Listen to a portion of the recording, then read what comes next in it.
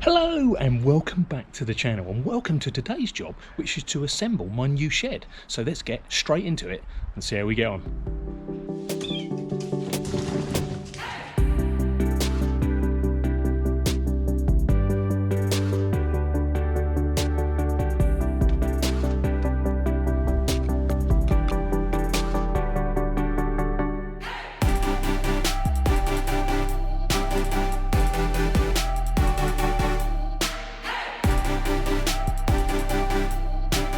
So we've got the base for the shed, which I recently built, as well as the floor, which is just this bit sitting on top. And over here, all of the various panels and trim pieces.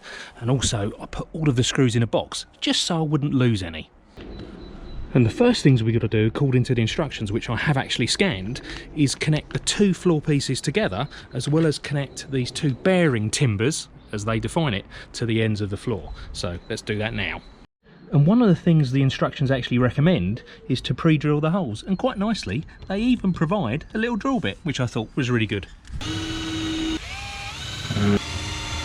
So what comes with the shed is an assorted pack of screws and nails of various sizes. So it's always good to check, according to the instructions, which is actually included here, which ones you want, because we've got a choice of 3.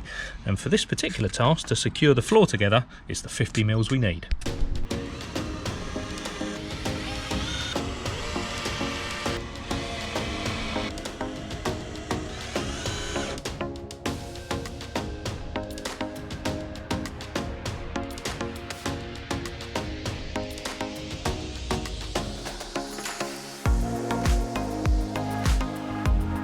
So the floor of the shed is now resting on the base the right way up and is being tested by our dog.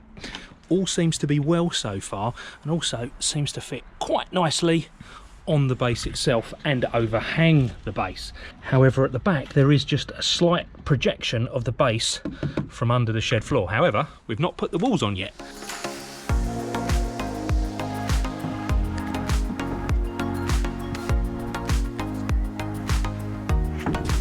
So we've got the first couple of panels up on the shed floor, but with this particular shed from Power, there's actually quite a bit of flexibility as to where you can put them.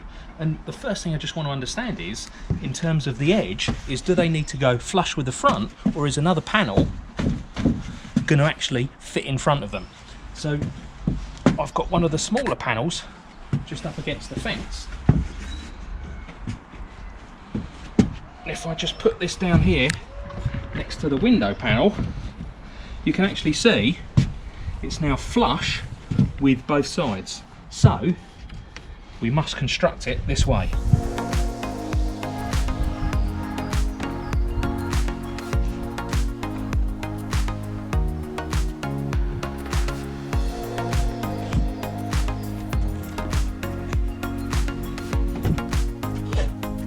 So I've got these two panels in, well, resting on each other anyway, and something's not quite right, but only by a couple of millimeters. The front panel is higher, and all of the travelling blocks are off these two panels. So we're going to have to take a closer look at the floor to see if we can see what's wrong. So the only thing I can see, which might be the potential problem, is these edge supports that we screwed onto the original floor earlier on, and they're level at the bottom. Bearing in mind we did this upside down, so that's what we could see. However, at the top, I just think there's a couple of mil difference, and that may well explain the difference in height that we've got with the panels. So we've raised that edge support, and now, well, when I get it straight, it's looking much more level.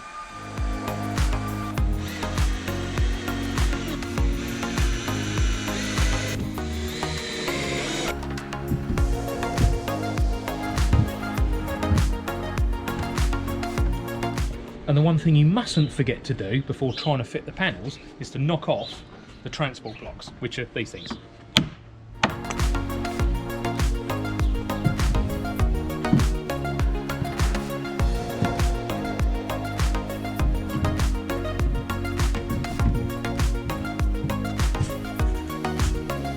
So at the moment, having a bit of trouble aligning a back panel because we've got a gap. Now, if I actually push, so they're together at the bottom, and if I push them together at the top, then what we end up with over here is just a panel swinging off the base. And the base is definitely flat.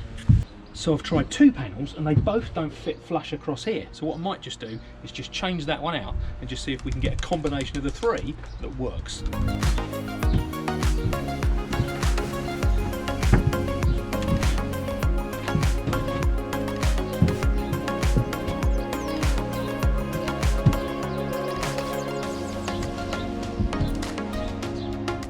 Well, that's an awful lot better. So let's secure that in place.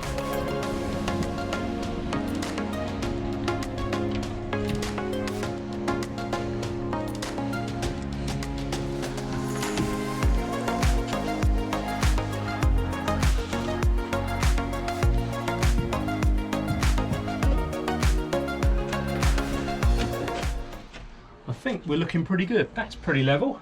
And also as well, just over this side is pretty level too. So let's get this fixed into position. So now the walls of the shed are up, it's time for the roof, and I found the gable ends, as they're pretty unique parts, but I'm not sure about these front top parts. Now, looking at what came on the pallet, and we've got an 8x, wrong section, we've got an 8x6 shed, we should have 2 of these 4-foot front top parts. So we're going to have to go through that wood over there and just see if we can find 2 4-foot parts. From what I can tell so far, unfortunately, none of them are marked, which would have been helpful.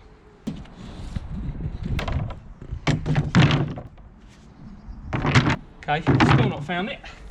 Or them. Ah! They were hiding. And yes, they are obvious.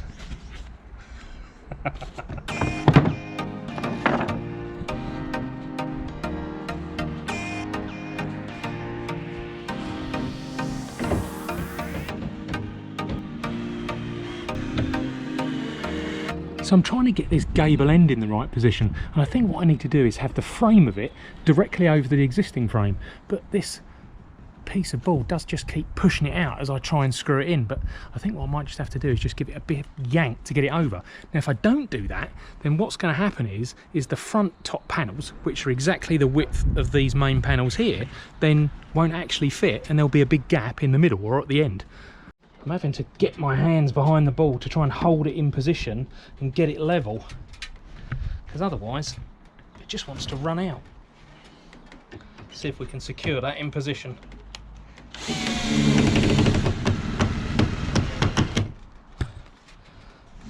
Well, that's flush. Should mean the front panel now fits.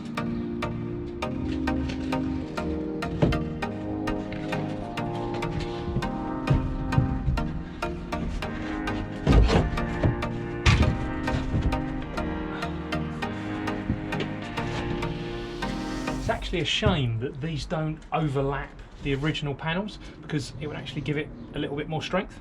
But let's not worry about that too much at the moment. Let's get the roof on and then we'll check again.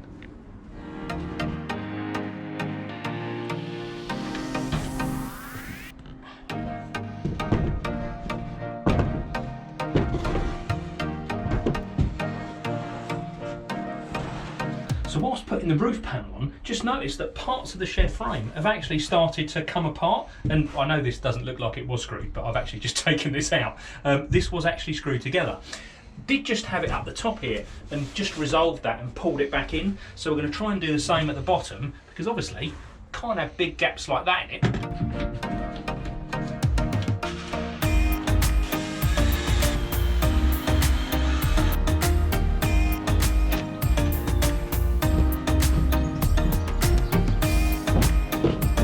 This is where things started to get really challenging, although looking at it from the front, everything looks flush and aligned, both the roof panels with each other as well as with the ends of the shed. And it's more of the same round the back until you get to the far end, where actually there's quite a big gap that's appeared. And when you look from the inside, you can start to see why. Both of the panels are skewed and off centre, and no matter what I tried, I just couldn't resolve it. I just couldn't close the gap and even things out. And as time was getting on and I just wasn't getting anywhere, I thought I'd make the shed as watertight as I possibly could and then come back to it another day, just giving me a chance to get another perspective so that I could hopefully resolve this. And to make it as watertight as possible, I thought I'd just better quickly install the door, as well as use an old piece of roofing membrane just to cover that big gap in the roof.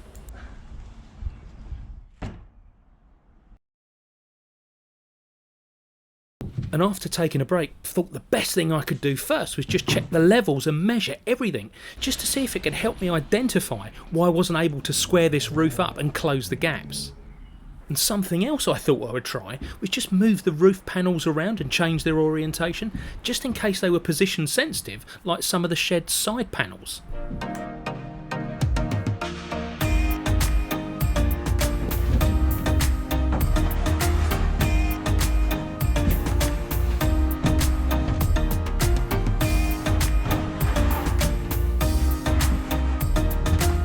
So with a bit more tweaking, we've now got this roofing panel to fit, and it's now flush with this end panel. Well, give or take a couple of mils, but I do need to tweak it a bit further. I'm going to ignore that support, which is obviously not square, but if we look to the end, that is just basically flush as well with this end panel. So it's not at an angle, which it has been, or like that.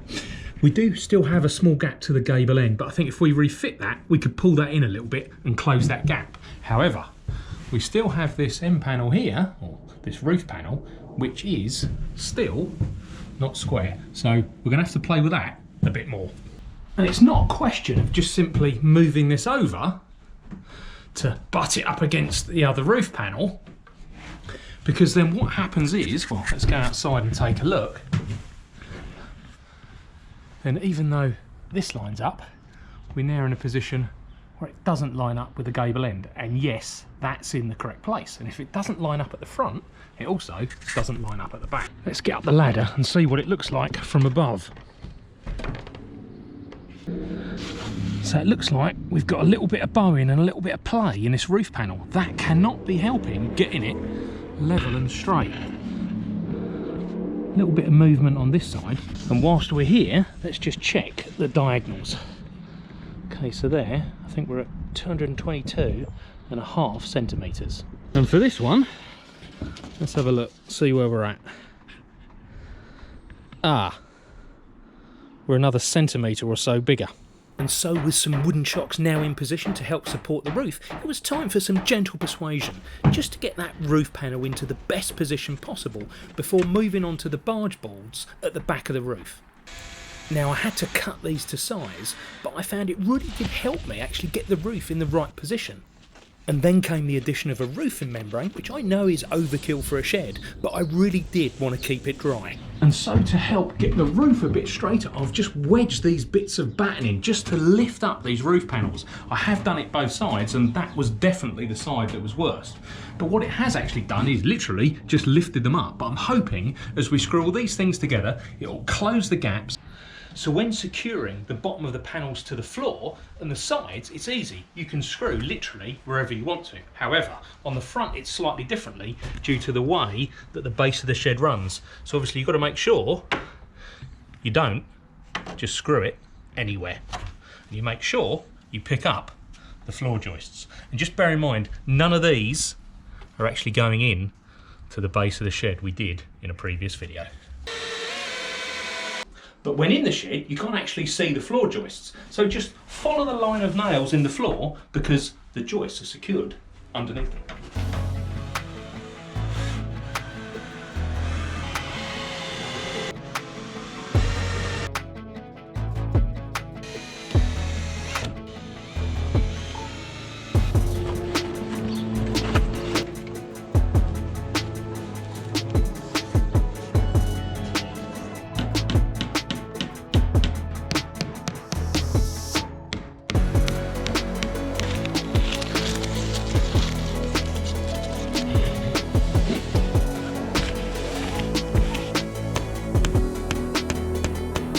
And I know these ends are going to be under the membrane and ultimately under the roofing felt, but it's always good practice just to protect any wood you've cut.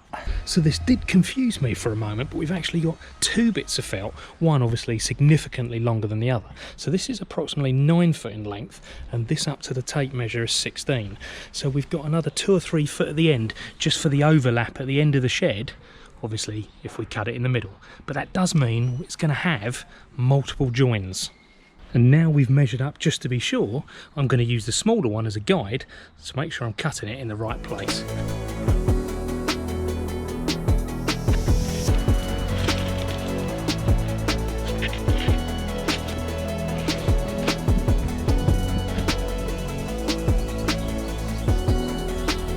think the 3 rolls of felt now are in a pretty even position covering the roof, and we've got some really good overlaps in terms of the front and the rear of the shed, as well as between the felt pieces on the roof. So hopefully that should stop any water ingress, although we do have a bit of tidying to do, including the membrane, but we'll make a start fixing that to the roof first before we cut anything.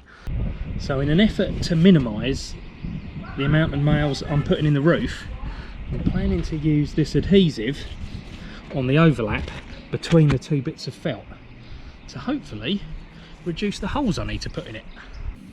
Now, I've not actually used this stuff before, so it was definitely going to be a little bit of a voyage of discovery, but the good thing is I could always add some tacks later on if needed, or of course reapply the adhesive.